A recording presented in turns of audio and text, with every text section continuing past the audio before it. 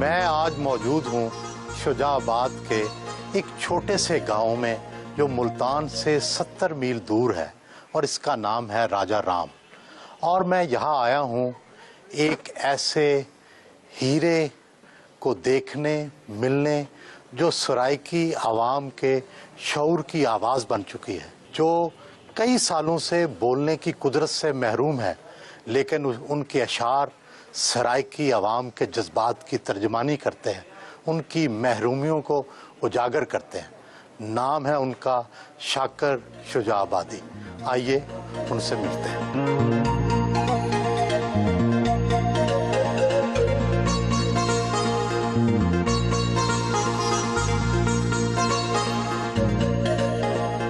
माजूरी के बावजूद खुद खड़े होकर इस्तकबाल किया।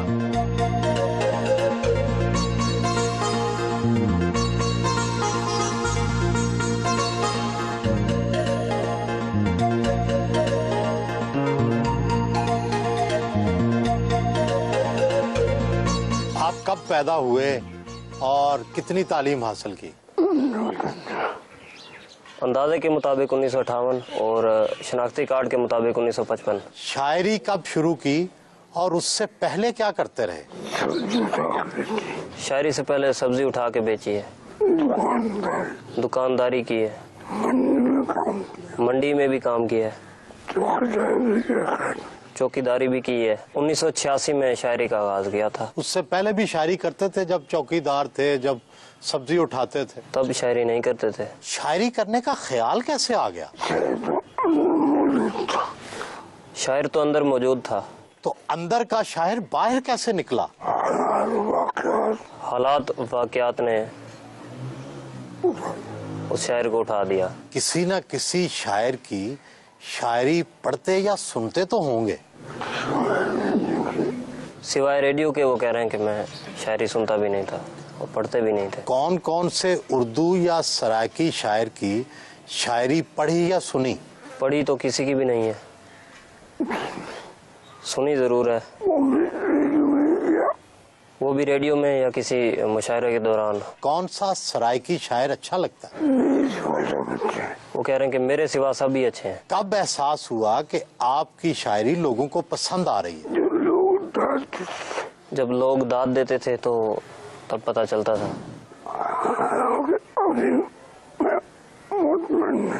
हालांकि अभी मैं खुद मुतमईन नहीं हूँ कि मैं कोई शायर हूँ। आपके ख्याल में आपका फलसफा शायरी है क्या? क्या आप सराइकी वसेब की महरूमियों का तस्करा करते हैं या आप सिर्फ अपने दिल के अंदर से गुबार निकालते हैं? सराइकी वसेब तो मौजू है, लेकिन उसके साथ साथ वो कह रहे हैं कि मैं पूरी दुनिया के मजलूम लोग जो हैं उनकी बात करता हूँ,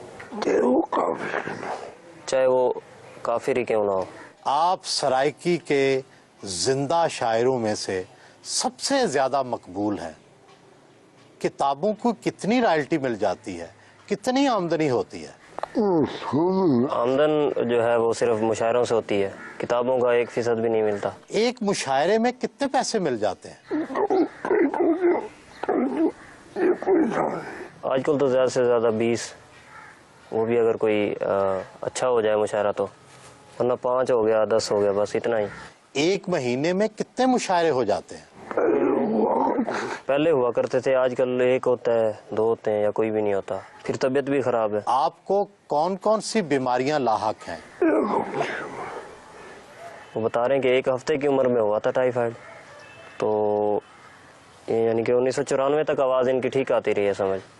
उसके बाद बीमार हुए, उसके बाद आवाज़ ख़राब हो गई। आप स्कूल तो ज़्यादा गए नहीं, किताबें भी पढ़ी नहीं, फिर आपने इतने बड़े बड़े हीरोज़ के नाम, तशबीहात, इस्तारे ये कहाँ से सीख लिए? गौर करने से खुदा भी मिल जाता है। वारिस शाह की हीर सुनी?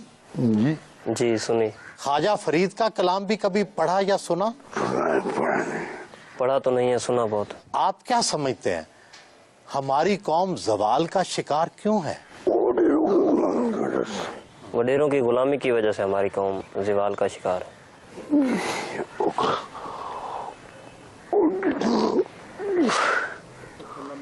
वो सर में भी जूते मारे फिर भी जी हजूर कह रहे होते हैं। इस जवाल से हम कैसे निकल सकते हैं? तालीम इसका बेहतरीन जरिया है। कौन सी सियासी जमात या सियासी रहनुमा ऐसा है जिसकी सियासत आपको अच्छी लगती हो? फिलहाल तो कोई नहीं है। क्या माजी में भी कोई अच्छा नहीं लगा? जुल्फकार अली भुट्टो साहब, जब मेरा बचपन था तो मैं उन्हें देखता था, उनके ख्यालात मुझे बहुत पसंद थे। उसके बाद कोई भी अच्छा नहीं लगा। सुर्ख रंग की अजरक तो सिंध में बड़ी मकबूल है, लेकिन आपने नीले रंग की अजरक क्यों पहन रखी है? असल रंग जो है वो यही है, और ये लफ्ज अजरक भी नहीं, अजरक है, नीला कपड़ा, अजरक नीला कपड़ा। क्या नीली अजरक कहीं सराइकी वसेब की अलामत तो नहीं बन गई? ये खुद ही निशानी बन चुकी है। 3 बच्चों के बाप हैं, छोटी बेटी सानिया शाकर से बहुत प्यार करते हैं।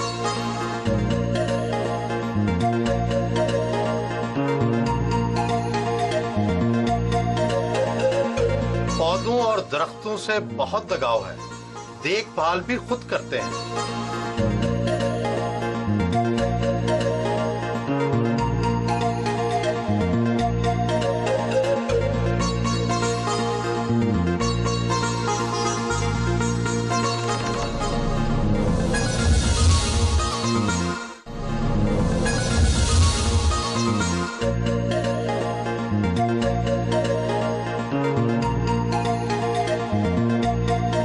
सब तो पहले मैं शाकिर साहब को सलाम पेश करे सा कि उन्होंने मोहब्बत साहब को इतना राजा राम कहना ही है, उन्होंने प्यार, उन्होंने शायरी अस पढ़ के अस खुद भी शायर बने, लेकिन शायर तो नहीं बन सके, लेकिन इन्होंने हाली इन्हों तक कौन पहुँच सकते थे। इन्हों का कलाम मैं अपनी आवाज़ गुनगुना के पेश करे सा शाकिर साहब की इजाजत नाल। उन्हां दे बाल सारी रात रोंदे न बुक तू समझदे नहीं, और रोंदे न बुक तू समझदे नहीं, जिन्हां दी कहीं दे बालां को खिडेंदे शाम थी वेंदी, फिक्र दा सिज उभरदा है सुचेंदे शाम थी वेंदी।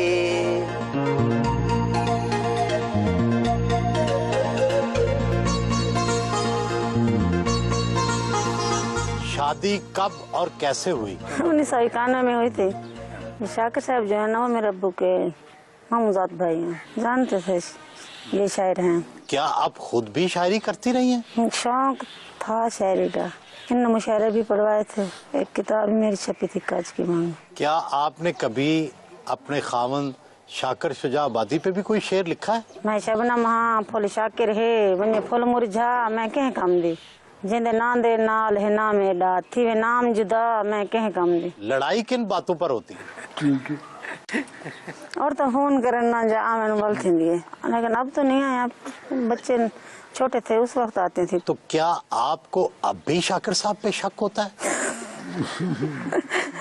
तो इनकी भी दिलचस्पी होती थी? नहीं। शायर आशिक मिजाज तो होते हैं, ये भी हैं? शायर तो होता तो है, किसी हद तक होता है।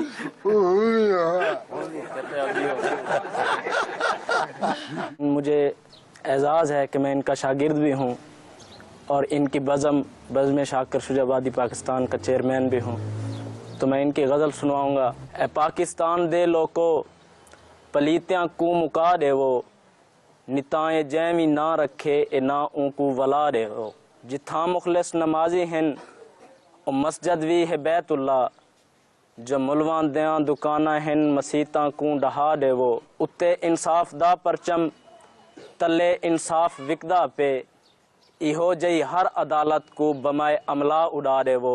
पढ़ो रहमान दा कलमा बनो शैतान दे चेले, मुनाफिक तू त बेहतर है जो ना काफिर रखा दे वो।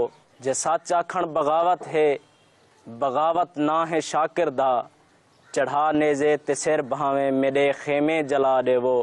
ए पाकिस्तान दे लोको पलीतियाँ कू मुका दे वो। जाने तू मेहनत कर ते मेहनत दा सिला जाने खुदा जाने, तू देवा बाल के रक्षा हवा जाने खुदा जाने, तू मेहनत।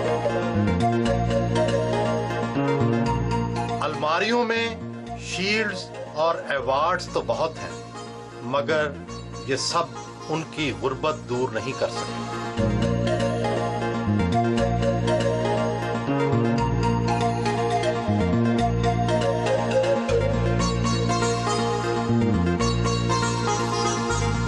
माजूरी की वजह से उनके शागिर्द और बच्चे उन्हें खाना खिलाते।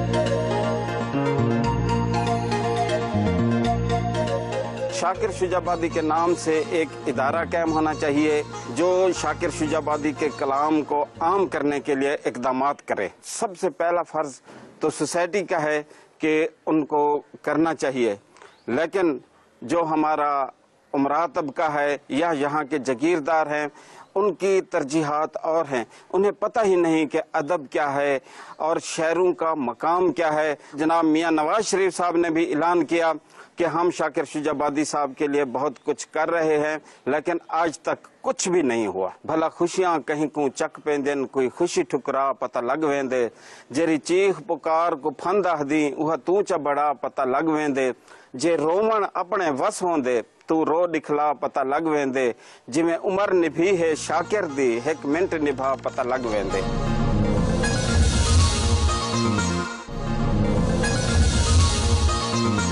मेरे अंदर जो एक इनकलाबियत आई है उनके शेरों की वजह से, या एक चेंज आया है कि मैं इस तहरीक और इस तारीख का हिस्सा बनी हूँ, वो सिर्फ उन्हीं के शेरों की वजह से ही हुआ है। जे तंग हो में सारी ज़ात कनो, दे साफ डसा तेरी जान छुटे, ते को प्यार के तुम तेरा मुजरिम हाँ, दे सख्त सज़ा तेरी जान छुटे, रब तो मंगी ज़ाया नहीं थींदी, मंग देख दुआ तेरी जान छुटे, इवें मार न शाकिर किस्तां विच यक मुश्त मुका तेरी जान छुटे।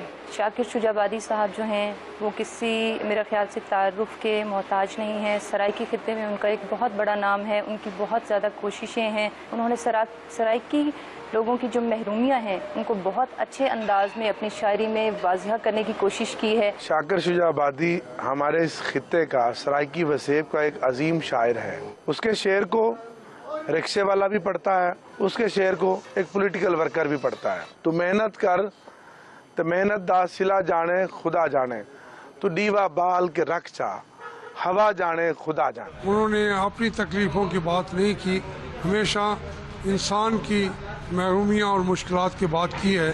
और इस खित्ते के हिसाब से वो बहुत खूबसूरत शायर भी हैं, हसीन उनका तर्ज तकल्लुम भी है, और उन्होंने यहाँ के लोगों की सही तौर पे तर्जमानी भी की है। शाकिर शुजाबादी इस खित्ते के एक बहुत बड़े अजीम शायर हैं। जो भी उनके साथ नाइंसाफ़ियाँ हुई हैं उनको अपनी शेर व शायरी के अंदर उसको समोया है और माशरे के जो घुटन हैं उसका एहसास दिलवाया है।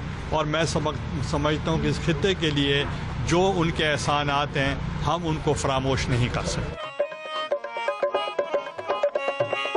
अज तू पुरानी सोच दे नक्शे मिटा सटी शाकिर दे बाद जुल्म दी आदत वंजा सटी दे दे सितम पचावना हर कहीं दा कम ता नहीं रोसे तू धाड़ी मार के मेरे मरण दे बाद रस में वफा निभावना हर कहीं दा कम ता नहीं रोसे तू धाड़ी मार के मेरे मरण दे बाद। आपकी शायरी में खुशी के जज्बात बहुत कम नजर आते हैं। क्या जिंदगी में भी बहुत कम खुशियां मिली? मेरी शायरी ही मेरी तर्जमान है। एक खुशी मिली थी जब पाकिस्तान का आलमी मुशायरा, पहला आलमी मुशायरा हुआ था और वो भी इनके नाम हुआ था। गुर्बत का एक तवील दौर गुजरा, क्या कभी नौबत फाकों तक भी पहुंची? 5 दिन तक फाका रहा। फिर अपने फेंके हुए टुकड़ों को जो बचे हुए थे सिगरेट के, वो उठा के फिर पीते थे। कोई मुशायरा हो गया तो अच्छा हो जाता था गुजारा, उसके बाद फिर फाके। कभी रोते भी हैं? किस बात पर रोना आता है? दुनिया के मजलूम लोगों पर गौर करते हैं, उनकी हालत देख के फिर रोना आता है। तो क्या जाती दुखों पर रोना नहीं आता? ये दुख मेरी इबादत है, क्योंकि बगैर कोई जुर्म किए मैं ये दुख भुगत रहा हूँ। इथां जो भोग भोगे हैं उथां कोई ता जजा मिलसी, थकेड़े सारे लहवे सन नबी मिलसी खुदा मिलसी। अपनी खुली आंखों से जिंदगी में ज्यादा से ज्यादा कितने पैसे देखे होंगे? एक गठड़ी देखी थी 50,000। चेक एक मिला था 2 लाख का, वो वजीर आजम गिलानी साहब ने भिजवाया था। वो भी बस किसी तरह इनके काम नहीं आया, वो जाया हो गया था। क्यों? स्कूल पे लगाया था तो स्कूल बंद है। कौन सी ऐसी ख्वाहिश है जो पूरी ना हुई हो? वो अपनी ख्वाहिशों पे कता सुनाना चाहते हैं। ज़हन ते बोझ ना पोवे, ना खुश थी वे, ना दिल रोवे, मेरे दिल दी है ख्वाहिश जो कोई ख्वाहिश भी ना होए।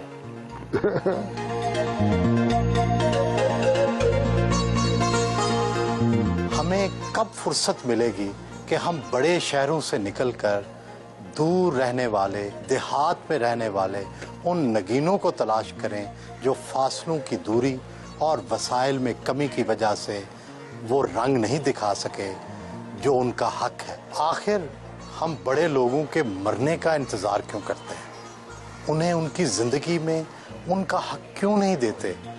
क्या शाकिर शुजा आबादी जैसे बड़े लोग इसी तरह 2 कमरों के मकान में रहते रहते इस दुनिया से चले जाएंगे? क्या अब वक्त नहीं आ गया कि हम इन लोगों को इनका हक दें और इसका आगाज अभी से करें?